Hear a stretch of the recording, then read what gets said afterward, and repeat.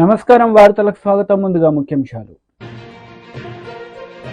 TDP polit bureau సభ్యులు Varla Ramayya media సమావేశం, పలు అంశాలపై వివరణ. బొత్స సత్యనారాయణ ప్రెస్ మీట్, పలు అంశాలపై వివరణ. బొత్స సత్యనారాయణ మీడియా సమావేశం నిర్వహించారు. ఈ సందర్భంగా పలు అంశాలపై ఆయన మాట్లాడారు.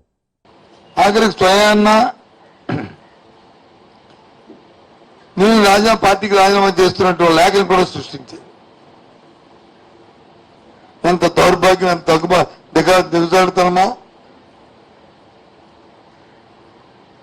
దీన్ని బట్టి తెలుస్తుంది.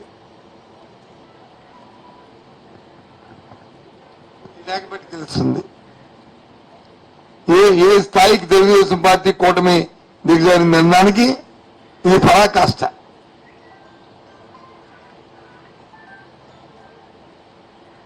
ఇది ఒక మంచితనం, ఇలాంటివి ఇది ఒక చిన్న విషయం. అంటే ఏదైనా ఏదో విధంగా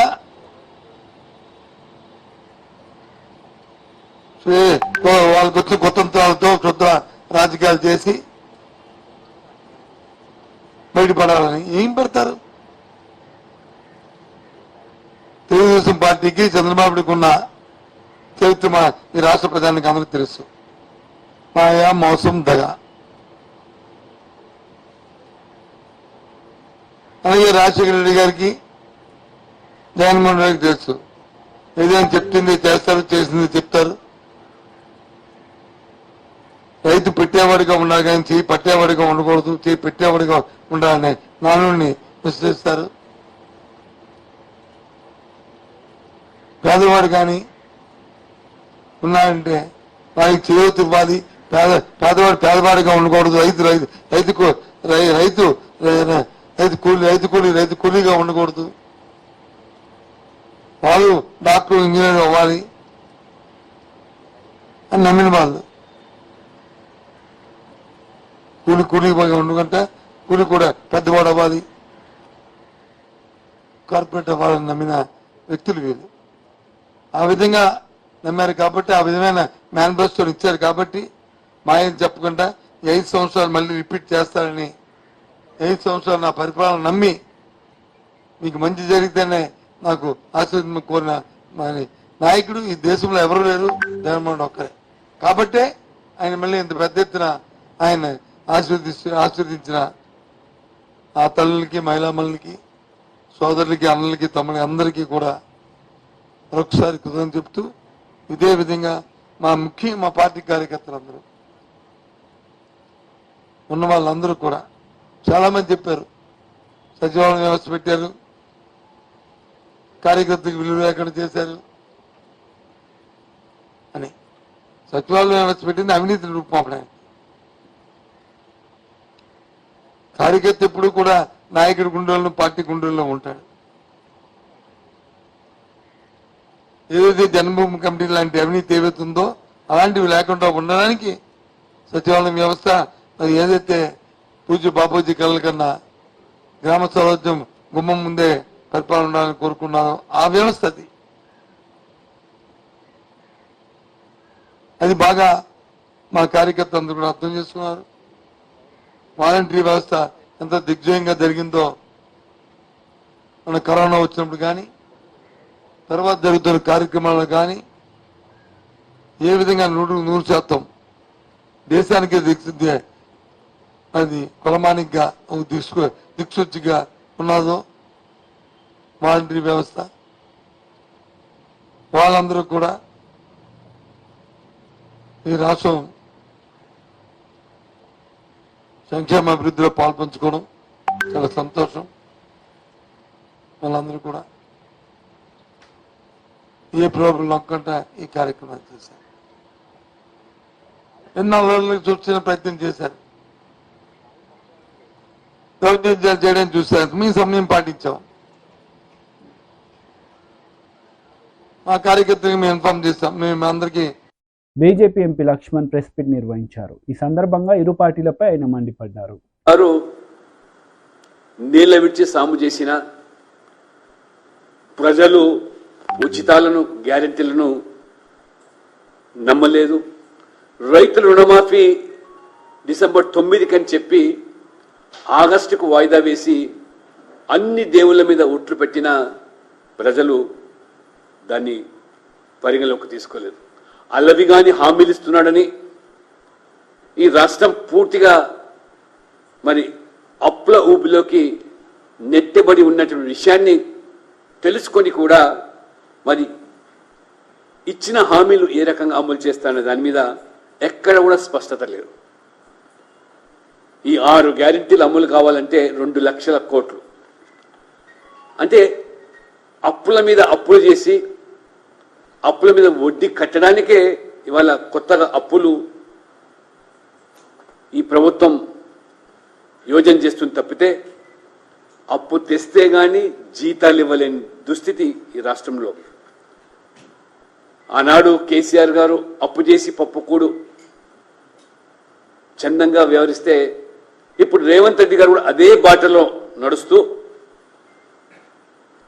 ప్రభుత్వం ఏర్పడిన 5 నెలల్లోనే 16,000 కోట్లు అప్పులు చేసి ఈ రాష్ట్రాన్ని అప్పుల కుప్పగా మార్చి కాంగ్రెస్ అసలు ఈ రాష్ట్రాన్ని ఏమి చేయదలుచుకున్నదో, కొత్తగా ఏర్పడిన రాష్ట్రము తెలంగాణ రాష్ట్రం ఏర్పడితే మరి గుజరాత్తో పోటీ పడేటువంటి అవకాశాలు ఉన్నప్పటికీ కూడా వీళ్ళ యొక్క అనాలోచితమైనటువంటి చర్యల వల్ల కేవలం ఓట్ల కోసం ఈ తెలంగాణ రాష్ట్ర అభివృద్ధిని పన్నంగా పెట్టి రాష్ట్ర ఆర్థిక వ్యవస్థను బలోపేతం చేయకుండా దానికి కావాల్సినటువంటి నిర్ణయాలు ఏమీ తీసుకోకుండా ఖజానాపై భారం పడే విధంగా అప్పులు పెరిగేలా నిర్ణయాలు తీసుకుంటున్నారు.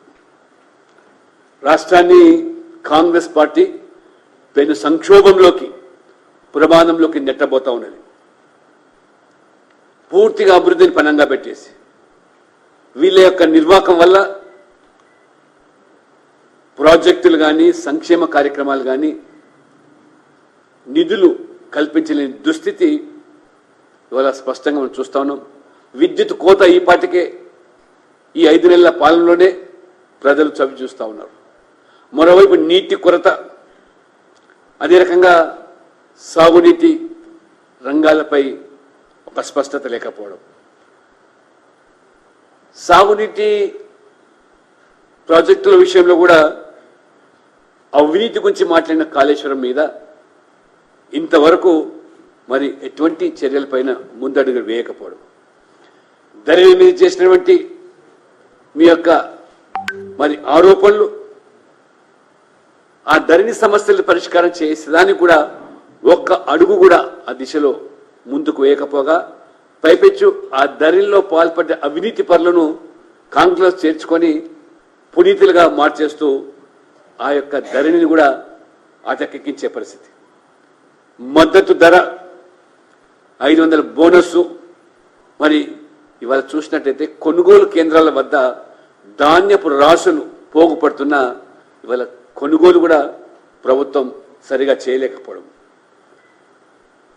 ఇక బీఆర్ఎస్ గురించి అది చచ్చిన పాము, ఎంత వారు జాకి బట్టి లేపాలని ఆ యొక్క మరి కారు ప్రయత్నం చేసినా కారు గ్యారేజ్ నుంచి బయటకు వచ్చే పరిస్థితి లేదు. స్క్రాప్లో కూడా ఇవాళ అమ్మే పరిస్థితి కూడా లేకపోతుంది. కాబట్టి వీరు ఎంత డబ్బు ఖర్చు పెట్టినా కుప్పిగింతలేసినా ఒక్క సీటు కూడా గెలిచే పరిస్థితి ఈ రాష్ట్రంలో మరి ప్రస్తుత పరిణామాలు స్పష్టం చేస్తూ ఉన్నాయి.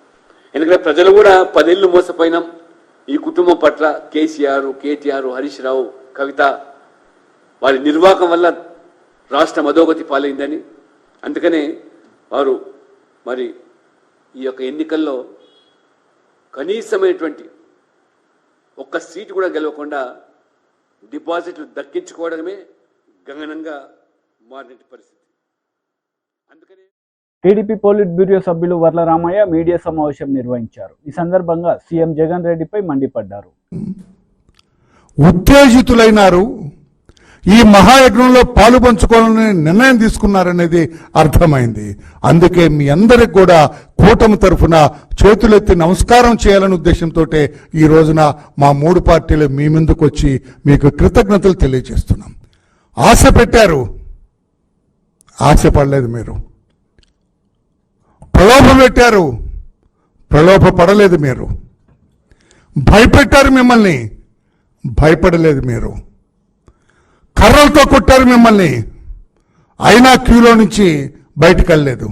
రాళ్ళు విసిరారు మీ మీద, రక్తం కారుతుంది మీకు, అయినా కూడా క్యూలు వదిలి వెళ్లకుండా ఓటు అక్కడ వేసి ఓటనే ఆయుధంతో వాళ్లకు బుద్ధి చెప్పేంత వరకు కూడా మీరు అంత మనోనిశ్చలతోటి మనోనిబ్బరంతో బాధలను కూడా దిగమింగి మీరు ఉన్న విధానం బహుదా ప్రశంసనీయమని చెప్పి కూడా మేము తెలియజేస్తూ మీ అందరికి కూడా కృతజ్ఞతలు చెప్పాలి, మీ అందరిని కూడా అభినందించాలి.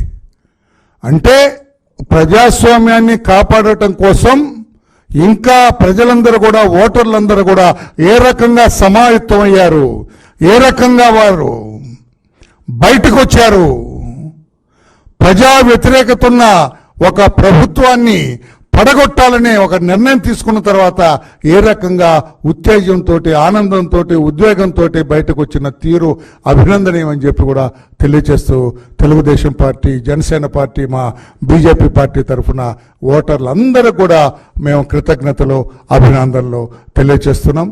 మీరు చేసిన ఈ తెగువ, మీరు చూపించిన ఈ ధైర్యం, ఇన్ని బాధలకు, ఇన్ని అవరోధాలకు, ఇన్ని ఆటంకాలకు కూడా ఎదురొడ్డి మీరు పోలింగ్ బూత్కు వచ్చిన పరుగులు తీసిన విధానం అభినందనీయం అని చెప్పి కూడా తెలియజేస్తూ మీ అందరి కృతజ్ఞతలు తెలియజేస్తూ జనసేన పార్టీ నుంచి ఆ పార్టీ పెద్దలు శ్రీ చిల్లపల్లి నాగేశ్వరరావు గారు మాట్లాడతారు. చిల్లపల్లి శ్రీనివాసరావు గారు మాట్లాడతారు. ఆంధ్ర రాష్ట్ర ప్రజలందరికీ మా జనసేన పార్టీ తరపున, తెలుగుదేశం పార్టీ తరపున, అలాగే భారతీయ జనతా పార్టీ తరపున ప్రత్యేక కృతజ్ఞతలు, ధన్యవాదాలు తెలుపుతా ఉన్నాం. దేనికంటే నిన్న జరిగిన ఎలక్షన్ ఒక మంచికి చెడుకి జరిగిన ఎలక్షన్లో మీరందరూ కూడా మంచి వైపు నిలబడి ఎటువంటి అవాంతరాలు ఎదురైనా కూడా ఎటువంటి ప్రలోభాలకి లోను కాకుండా మీరంతా ధర్మం వైపు నిలబడి మంచి విజయాన్ని సాధించే దిశగా మీరంతా నిలబడినందుకు ప్రత్యేకంగా మీ అందరికీ కూడా ప్రత్యేక ధన్యవాదాలు చెప్తా ఉన్నాం. దేనికంటే ఒక అరాచక పాలనని ముగింపు పలకటానికి ఏదైతే Telugu Desam party, Janasena party, BJP party పొత్తు పెట్టుకొని ఒక ఎన్డీఏ గవర్నమెంట్ ఫామ్ చేసే దిశగా ఈ రోజున ఆంధ్ర రాష్ట్రంలో వెళ్తా ఉందో దానికి మీరు లక్షలాది మంది, కోట్లాది మంది మీరు ఒక మద్దతు తెలపటం నిన్న జరిగిన ఓటింగే నిదర్శనం. దేనికంటే మంగళగిరిలో నేను ఉదయం 7 గంటలకు వెళ్తే ఇందాక రామయ్యన్న చెప్పినట్లు 7 గంటలకే బారులు తీరున్నారు. ఈవీఎంలు ఇంకా సెట్ కూడా చేసుకోకుండా వాళ్ళు ఇంకా పెట్టండి అని చెప్పి ప్రజల నుంచి ఎంత ఇదిగా వాళ్ళ రిక్వెస్ట్లు వచ్చినాయంటే 2 గంటలు, 3 గంటలు, 5 గంటలు కూడా నిలబడి ఓటింగ్ చేసిన పరిస్థితి. ఇంత ఉత్తేజంగా నిన్న కొన్ని చోట్ల గొడవలు సృష్టించినా కానీ కావాలని 4-5 ఆ టైంలో ఓటింగ్ పెరిగిపోతుంది, పర్సంటేజ్ పెరిగిపోతుంది, ఎక్కడో ఇదైపోతామని చెప్పి వాళ్ళు విచక్షణ కోల్పోయి ప్రవర్తించినా కానీ ఓట్లు మీరంతా కూడా నిలబడి ఓటు వేసినందుకు ఒక మంచి వైపు, ధర్మాన్ని వైపు మీరు చేయటం నిజంగా మా చాలా సంతోషం అనిపించింది. అందుకే ప్రత్యేకంగా మీకు ధన్యవాదాలు చెప్తా ఉన్నాం. అలాగే మా పార్టీ తరఫున కార్యకర్తలు, నాయకులు, అలాగే తెలుగుదేశం పార్టీ తరఫున కార్యకర్తలు, నాయకులు, అలాగే బీజేపీ తరఫున కార్యకర్తలు, నాయకులు కూడా అసలు ఉమ్మడిగా ఎక్కడా కూడా ఎటువంటి ఇది లేకుండా కలిసిమెలిసి రాష్ట్రంలో ఒక మంచి వైపు ప్రయాణించాలని చెప్పి మా నాయకులు, కార్యకర్తలంతా కూడా నిలబడినందుకు వారికి కూడా ఈ సభాముఖంగా వారికి కూడా ప్రత్యేక ధన్యవాదాలు తెలుపుతున్నాను. Thank you. బీజేపీ నుంచి పెద్దలు, సీనియర్ నాయకులు శ్రీ దినకర్ గారు. ప్రింట్ అండ్ ఎలక్ట్రానిక్ మీడియా మిత్రులకి నమస్కారాలు తెలియజేస్తూ, నిన్న జరిగినటువంటి ఎన్నికలు, అసెంబ్లీ మరియు పార్లమెంట్ ఎన్నికల్లో యావత్ ఆంధ్రప్రదేశ్లో యువకులు, యువతులు, స్త్రీలు, పురుషులు అన్ని వర్గాలకి చెందిన అన్ని ప్రాంతాల్లో ఉండేటటువంటి ప్రజలందరూ కూడా ఏకోన్ముఖంగా ఉదయం 7 గంటల నుంచి రాత్రి 11-11:30 అయ్యే వరకు కూడా ఎంతో ఓపికతోటి ఈ యొక్క దుష్ట దుహంకార అవినీతి ప్రభుత్వాన్ని నడుపుతున్న జగన్మోహన్ రెడ్డి పాలనకి చరమగీతం పాడాలి అనేటటువంటి ఉద్దేశంతో మొక్కవోని ఆత్మవిశ్వాసంతో ప్రజలందరూ కూడా సజ్జల రామకృష్ణారెడ్డి మీడియా సమావేశం నిర్వహించారు. ఈ సందర్భంగా ఆయన మాట్లాడారు. గుంటూరు వెస్ట్, వినుకొండ, సత్తెనపల్లి, అద్దంకి, పొన్నూరు, అమలాపురం ఇవి మా దృష్టికి కొన్ని వచ్చినాయి. ఈ దాదాపు ఇక్కడంతా కూడా రిగ్గింగ్కు పాల్పడ్డారు. తెలుగుదేశం మూకలు అడ్డంగా ఈవీఎంలు పగలగొట్టారు చాలా చోట్ల. వీటి మీద కంప్లైంట్లు ఇచ్చాం. దాదాపు 80 పైగా ఈ ఒక్కరోజే వీళ్ళ దుశ్చర్యలన్నీ ఈసీకి కంప్లైంట్లు ఇచ్చాం. సరే చర్యలు ఏమున్నా రికార్డు అయితే అవన్నీ మొత్తం మీద ఇప్పటికీ ఇంకా క్యూలు ఉన్నాయి. అండ్ జూన్ 4వ తేదీ ఫలితాలు వచ్చే వరకు అందరం వేచి ఉన్నాం. ఈరోజు ముఖ్యంగా ప్రజలకు కృతజ్ఞతలు.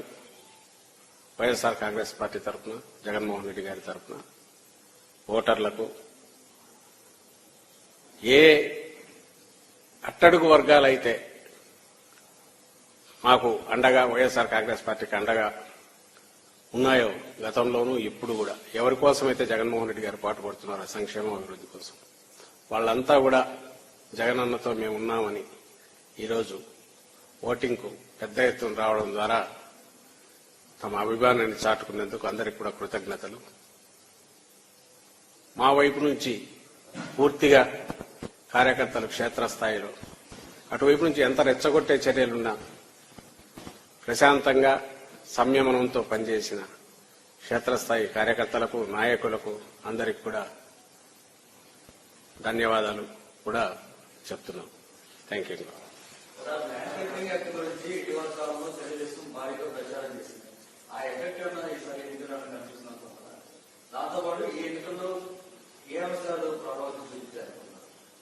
ఈ అంశాలు స్పష్టంగా అజెండా జగన్మోహన్ రెడ్డి గారు ఏ రోజైతే సంక్షేమం ద్వారా అభివృద్ధి, ప్రతి పేద కుటుంబం అభివృద్ధి, రాష్ట్రాభివృద్ధి కూడా దారితీస్తుంది అని ఒక యజ్ఞం మొదలు పెట్టారు.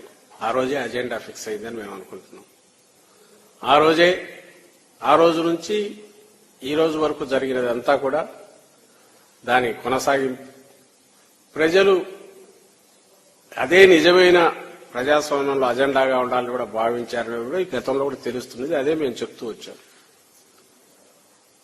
ఇక ల్యాండ్ టైటిలింగ్ యాక్ట్ అది కాదు, ఇంకా చాలా అన్నారు. గొడ్డలు అన్నారు, ఇంకొకటి అన్నారు, ఏమో అన్నారు. బహుశా అవన్నీ రేపటి నుంచి ఎక్కడికి పోతాయో. అంటే ఈ అజెండాలో పోటీ పడే శక్తి లేక జగన్మోహన్ రెడ్డి గారు గీసిన గీటు ఏదైతే ఉందో బెంచ్ మార్క్, అక్కడ పోటీ పడే శక్తి గాని ప్రయత్నం చేసే ఆలోచన కూడా లేక అది అవసరమనిగా భావించని చంద్రబాబు నాయుడు గారు తనంతట తాను కొత్త అజెండా ఏదో గాల్లోంచి క్రియేట్ చేసి అదే దీని కింద కృత్రిమ అజెండాను ఈ ఎన్నికల అజెండాగా చేయాలని చూసినా ఆయన పాచికలు పారలేదు, జనం దానిలో పట్టించుకోలేదని మేము అనుకుంటున్నాం. Thank you.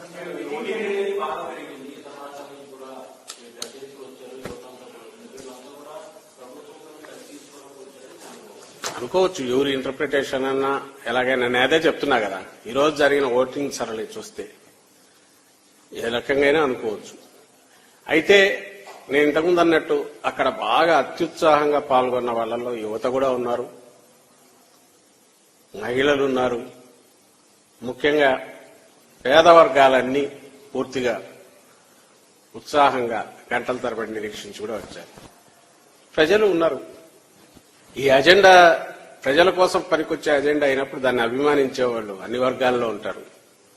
యువత మాత్రం జగన్మోహన్ రెడ్డి గారిని అభిమానించాలని ఎందుకు అనుకుంటున్నారు? అసలు యువత లేకుండా జగన్మోహన్ రెడ్డి గారిని చూసేదే యువతను ఐకాన్ లాగా చూస్తారు. వాళ్ళకు అనుకున్నారు యువతలో లేరు, ఇంకోరులో లేరని. అలాగే వచ్చిన వాళ్ళందరూ మాకే వేసారని ఆయన చంద్రబాబు నాయుడు గారు అనుకున్నా అభ్యంతరంలా.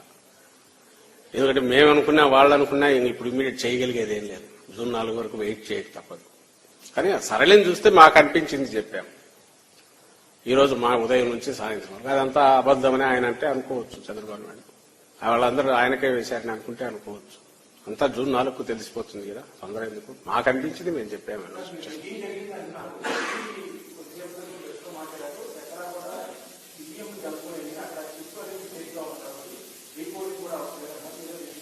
రిగ్గింగ్ జరిగింది చేసాం, కంప్లైంట్ చేసాం, రిగ్గింగ్ జరిగిందని కంప్లైంట్ ఇచ్చాం, వాళ్ళకు చెప్పాం, కంప్లైంట్ ఇచ్చాం, రీపోలింగ్ అడిగాం. ఇంకా తర్వాత ఎలక్షన్ కమిషన్ అది ఇండిపెండెంట్ వాళ్ళ డెసిషన్ ఏదైనా వాళ్ళు తీసుకునే కాల్ తీసుకుంటారు. మా వైపు నుంచి కంప్లైంట్ ఇచ్చాము, మీడియాలో కూడా వచ్చాయి, అండ్ దానికి అవసరమైన ఆధారాలు కూడా ఉన్నాయి. మొత్తం నేనైతే ఇంకా ఎగ్జాక్ట్ గా పూర్తి డీటెయిల్స్ లేకపోలేదు. తర్వాత స్టేట్మెంట్ రూపంలో అన్ని పంపిస్తాం. దాదాపు 80 పైగా ఇచ్చినట్టున్నాం నాకు తెలిసి కంప్లైంట్లు. ఈరోజు 80 పైన ఇచ్చినట్టున్నాం. అన్ని కూడా ఆధారాలతో ఉన్నవి, అన్ని మాకు వచ్చినవి, మీడియాలో రిపోర్ట్ అయినవి కూడా ఉన్నాయి అంతే కూడా. సో అందులో ఇవి కూడా ఉన్నాయి, రిగ్గింగ్ జరిగిన వీటిని కూడా పెట్టారు. Thank you.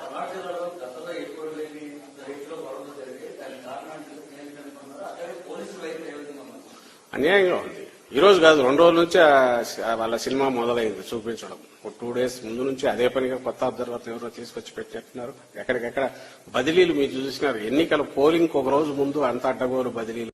ఎన్డీఏ కూటమి నేతలు మీడియా సమావేశం నిర్వహించారు. ఈ సందర్భంగా పలు అంశాలపై వారు మాట్లాడారు. అండ్ ముఖ్యంగా ఇవాళ పిఠాపురం ప్రజలందరూ కూడా మీ అందరి తరఫున మనస్ఫూర్తిగా థ్యాంక్స్ చెప్తున్నాం. ప్రత్యక్షంగా మేము అందరం చూసినప్పుడు ఇక్కడ ఓటు ఎలా వేశారంటే ప్రేమతో ఓటేశారు. కేవలం మా పవన్ కళ్యాణ్ నిలబెట్టుకోవాలి అనేది ఎక్కువ మంది ఒక ప్రిడామినెంట్గా మాకు వచ్చినటువంటి ఓటింగ్ అది. సో నేను ఆ విషయంలో పిఠాపురం ప్రజలకి మా ప్రెసిడెంట్ గారి తరఫున మనస్ఫూర్తిగా కృతజ్ఞతలు చెప్తున్నాను. ప్రేమతో ఓటేశారు. సో ఆ విధంగా పిఠాపురం ప్రజల యొక్క ప్రేమను మేము ఎలా అయినా సరే వాళ్ళకి ఎంతైనా బాగా చేయాలనేది ఇంకా బాధ్యత పెరిగింది. మేము ఒకటే చెప్తాం, పిఠాపురం ప్రజానికం మమ్మల్ని నిండు మనసుతో మా అధ్యక్షుడు పవన్ కళ్యాణ్ గారిని ఆశీర్వదించారు. సార్ ఎప్పుడైతే ఇక్కడ డిక్లేర్ చేశాడో సార్ యొక్క విజయం ఆ రోజే నిర్ణయం అయిపోయింది. మేము చేసిందంతా ఏంటంటే ఎన్నికల ప్రాసెస్లో దాన్ని చేసాం. మామూలంగా కూడా సార్కి ఏ ఓట్లు వచ్చాయని కానీ సార్ని మేము గెలిపించామని కానీ మేము ఎవరు అనుకోవట్లే. సారు నిర్ణయం ఆ రోజు ఏ రోజైతే అభ్యర్థిత్వం ప్రకటించారో ఆ రోజే పిఠాపురం నియోజకవర్గంలో ప్రజానీకం అంతా కూడా ఒక నిర్ణయానికి వచ్చేసేస్తారు. అందులో అనుమానం లేదు. ఈ ఎలక్షన్ జరిపించింది కూడా మేము అనుకుంటే నడిపించాం. మా నాయకత్వం ముందుంది, లోకల్ నాయకత్వం. అల్టిమేట్గా ఆఖరి రోజున ఎలక్షన్ నడిపించి మాత్రం జన సైనికులండి. ప్రతి బూత్ కమ్మేశారు. ప్రతి బూత్లో కనీసం 60-70 మంది జన సైనికులు ఉన్నారు. పొద్దున్న నుంచి సాయంత్రం నేను 7-8 గంటలకు కూడా బూత్లో తిరిగితే ఒక బూత్లో 70 మంది జన సైనికులు పహారా ఉన్నారు సార్. నిజంగా మా అధ్యక్షులు ఎప్పటి నుంచో ఒకే కోరిక, ఆశ, ఒక నమ్మకం ఉంది ఆయనకి, ఈ జన సైనికులు ఈ పార్టీ నడిపిస్తారని. ఆ రోజు నిన్న మీ నాయకత్వంతో కూడా మా కళ్ళతో చూసాం. వారి శక్తి ముందు మా నాయకత్వంతో కూడా వెరవలబోయాం. నిజంగా కొట్టే అంత బలంగా నిలబడిపోయారు సార్ వాళ్ళంతా.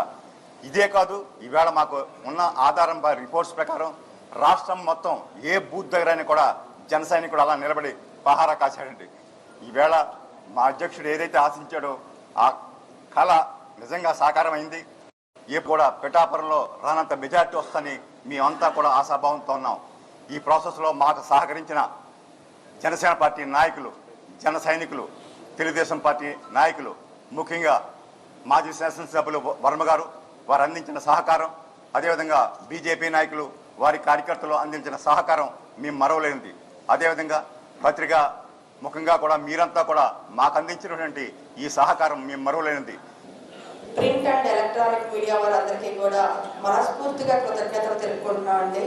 ఎందుకంటే పవన్ కళ్యాణ్ గారు ఎప్పుడైతే పిఠాపురం నియోజకవర్గం నుంచి పోటీ చేస్తామని చెప్పి అనౌన్స్ చేశారో అప్పటి నుంచి పోలింగ్ కంప్లీట్ అయ్యేంత వరకు కూడా మీరందరూ కూడా మా అందరికీ ఇచ్చినటువంటి సహకారం మరవలేనిది. పత్రికాముఖంగా మీ అందరికీ కూడా మరొకసారి కృతజ్ఞతలు తెలుపుకుంటున్నాము.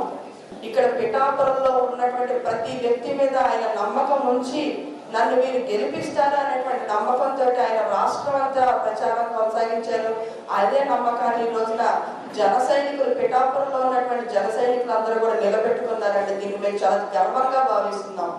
రేపు ఫ్యూచర్ లో పిఠాపురం నియోజకవర్గాన్ని ఒక ఐకానిక్ నియోజకవర్గంగా పవన్ కళ్యాణ్ గారు చూపించబోతున్నారు.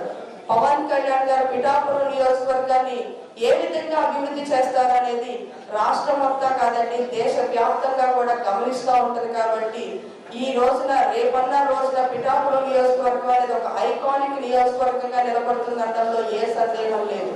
నిన్న పరిపూర్ణంగా పిఠాపురంలో ఉన్నటువంటి ప్రతి ఒక్క ఓటర్ మహేశ్వరుడు పొద్దున్నే 6 గంటల నుంచి క్యూ లైన్ లో ఉండి రాత్రి 11 గంటల దాకా ప్రతి ఒక్కరు వారి అమూల్యమైన ఓటు జనసేన పార్టీకి ఇక్కడ ఎమ్మెల్యే అభ్యర్థి పవన్ కళ్యాణ్ సార్, అదే మాదిరిగా ఎంపీ అభ్యర్థి అయినటువంటి ఉదయ్ శ్రీనివాస్ గారికి మొత్తం ఒక మంచి పర్సెంటేజ్ ఆఫ్ ఓట్స్ దాంట్లో వేయడం జరిగింది అని మేము భావిస్తున్నాము.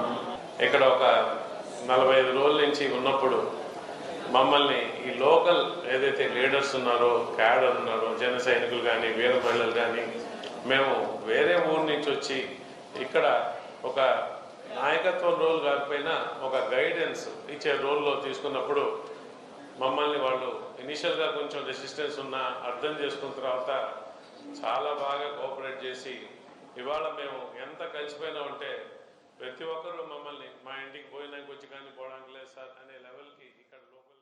వార్తలు ముగించే ముందు ముఖ్యాంశాలు మరోసారి. టీడీపీ పోలిట్ బ్యూరో సభ్యులు వర్ల రామయ్య మీడియా సమావేశం, పలు అంశాలపై వివరణ.